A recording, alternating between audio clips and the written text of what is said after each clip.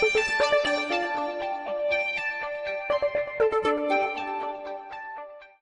hi, and welcome to Political Quickie, your political show that subjectively discusses current affairs in South Africa and all around the world. My name is Mapasika Mura. The Australian cricket team has cheated in a match that it played against South Africa. Yeah. So the captain, Steve Smith, came out admitting to everything. He said he had a conversation with a few of his teammates and they then decided to, attempt to win the match illegally by cheating. So the actual culprit on the pitch was Cameron Bancroft, who used a piece of sandpaper to rub the ball. And then one of his teammates came to him like, guy, I think they see you. I think they are aware of what you're doing. So he attempted to hide the sandpaper in his underwear. That disgusting. Yes.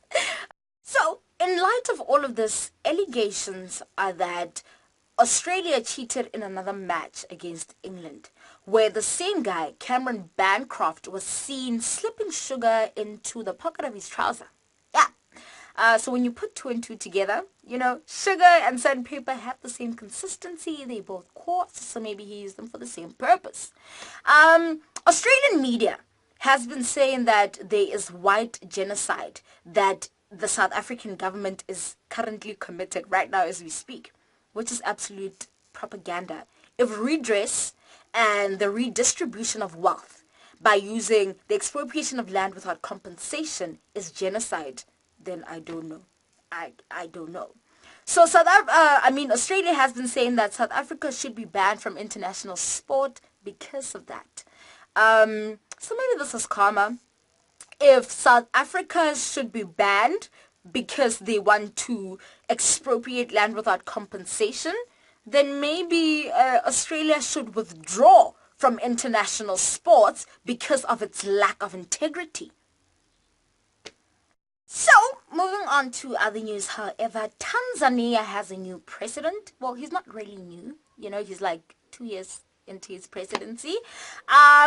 President John Magufuli. So this guy is the kind of person who does what he says, from building roads to combating corruption to ensuring that government entities are efficient. He is amazing in that sense. However, he seems to have a problem. He's got human rights abuse problems. Yeah. So if you disagree with President Magufuli, whether you're his opponent in parliament or you are, the media, he's got a tendency of censoring people or getting his opponents arrested. Yeah. So I'm just sad. It seems like we have another dictator in Africa. President John Magufuli.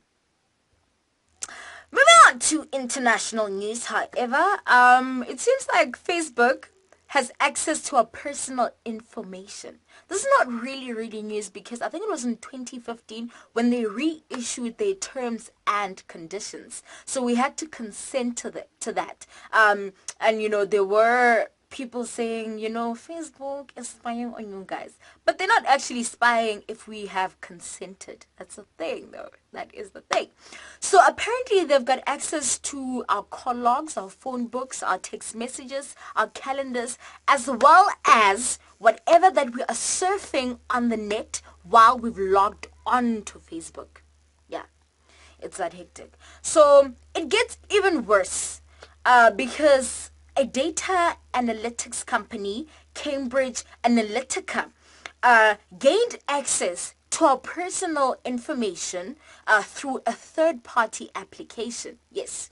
And they've admitted to using that information to influence the latest US elections, the Brexit referendum, as well as the 2013 and the 2017 Kenyan elections. Yes. In fact, they even went as far as rewriting the manifesto of Uhuru Kenyatta's political party, and as well as rewriting, or rather writing, all the politicians within that political party's speeches. So each and every single speech they made during the elections, they were written by a Cambridge Analytica. So, I mean, like, how disgusting is that? And that is in itself a breach of privacy. So, the only way to disallow Facebook from accessing your personal information is not to deactivate your account, but it is to delete your account.